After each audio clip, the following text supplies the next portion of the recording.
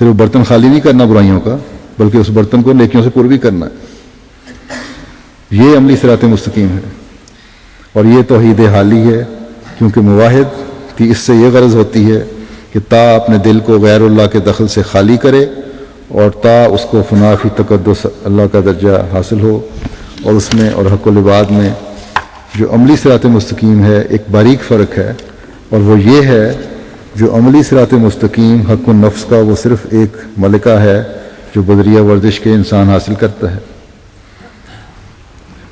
اور ایک بالمانی شرف ہے، خواہ خارج میں کبھی ظہور میں آوے یا نہ آوے۔ لیکن حق العباد نفس کا تو فرمایا کہ جو عملی صراط مستقیم ہے یہ تو ایک ملکہ ہے، ایک برائیوں کا ہے، ان کا ظہور میں آوے نہ آوے سمجھ لیا کہ میرے دل سے خالی ہو گئیں۔ لیکن حق العباد بعض دفعہ موقع نہیں پیدا ہوتے ان اخلاق کو دکھانے کے بعض انسانوں میں، لیکن انسان سمجھتا ہے کہ میرے اندر اخلاق وہ ہیں، لیکن جب موقع آئے تب پتہ لگتا ہے کہ وہ حق ادا ہو رہا ہے کہ نہیں۔ لیکن فرمایا کہ یہ باریک فرق جو ہے حق العباد میں حق النفس میں، حق العباد میں فرمایا جو عملی صراط مستقیم ہے وہ ایک خدمت ہے، اور تبھی متحقق ہوتی ہے کہ جب افراد کثیرہ بنی آدم کو خارج میں اس کا اثر پہنچے اور شرط خدمت کی ادا ہو جائے۔ اب یہ اخلاق جو اعلیٰ ہیں بندوں کے حقوق اس صورت میں ادا ہوں گے، فرمایا یا عملی صراط مستقیم کا اظہار اس وقت ہوگا جب یہ ثابت ہو جائے کہ عملی طور پر اکثریت کو اپنے معاشرے میں ان اعلیٰ اخلاق کا اس سے فیض پہنچ رہا ہے اور اثر پہنچ رہا ہے اور فائدہ پہنچ رہا ہے، اور خدمت کی شرط جو ہے وہ ادا ہو رہی ہے۔ وہ فرماتے ہیں غرض تحقق عملی صراط مستقیم حق العباد کا ادائے خدمت میں ہے، اور عملی صراط مستقیم حق النفس کا صرف تزکیہ نفس المدار ہے، اپنے نفس کی اصلاح کی طرف کوشش ہے وہ ہے، لیکن اس کا اظہار تبھی ہوتا ہے جب حقوق العباد ادا کیے جائیں۔ تزکیہ نفس بھی تبھی پتہ لگتا ہے ہوا ہے کہ نہیں جب حقوق العباد کی ادائیگی ہوتی ہے۔ کسی خدمت کا ادا ہونا ضروری نہیں، یہ تزکیہ نفس ایک جنگل میں اکیلے رہ کر بھی ادا ہو سکتا ہے، عبادات میں مشغول رہ کر انسان بھی کر سکتا ہے تزکیہ نفس، لیکن حق العباد بجوز بنی آدم کے ادا نہیں ہو سکتا۔ اس لیے فرمایا گیا جو رہبانیت اسلام میں نہیں ہے، رہبانیت کو اسلام میں اس لیے منع کیا گیا ہے کہ حقوق اللہ اور حقوق العباد دونوں ادا ہوں۔ تزکیہ نفس کر کے حقوق اللہ تو ادا کر سکتا ہے انسان جنگل میں بیٹھ کر بھی، لیکن جنگل میں بیٹھ کر حقوق العباد ادا نہیں ہو سکتے، اور پھر اس وجہ سے صراط مستقیم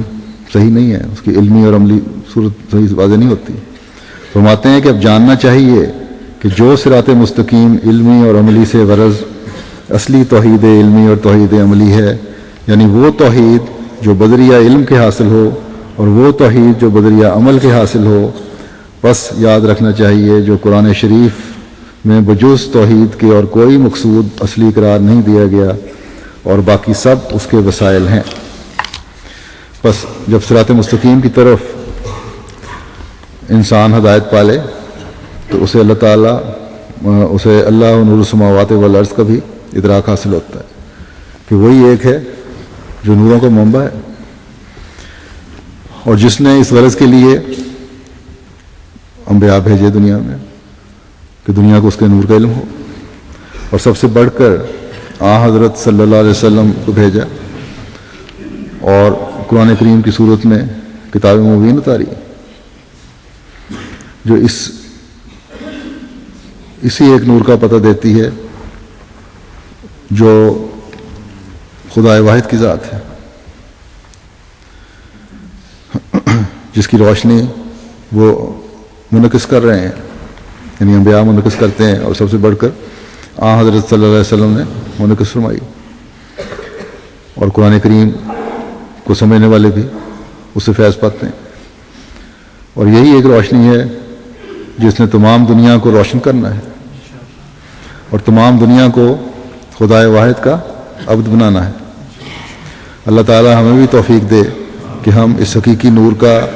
ادراک حاصل کرنے والے ہوں، اپنی زندگیوں کو اس سے فیض یاب کرنے والے ہوں،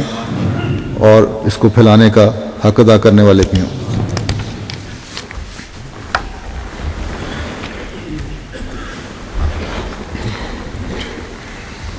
الحمد لله الحمد لله نحمده ونستعينه ونستغفره ونؤمن به ونتوكل عليه ونعوذ بالله من شرور أنفسنا ومن سيئات أعمالنا من يهده الله فلا مضل له ومن يضلل فلا هادي له ونشهد أن لا إله إلا الله ونشهد أن محمدا عبده ورسوله عباد الله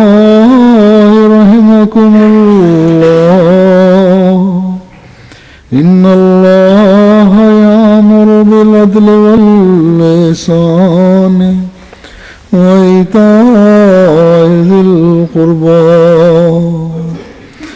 وينهى عن الفحشاء والمنكر والبغي يعظكم لعلكم تذكرون اذكروا الله يذكركم وادعوه يستجب لكم ولذكر الله أكبر.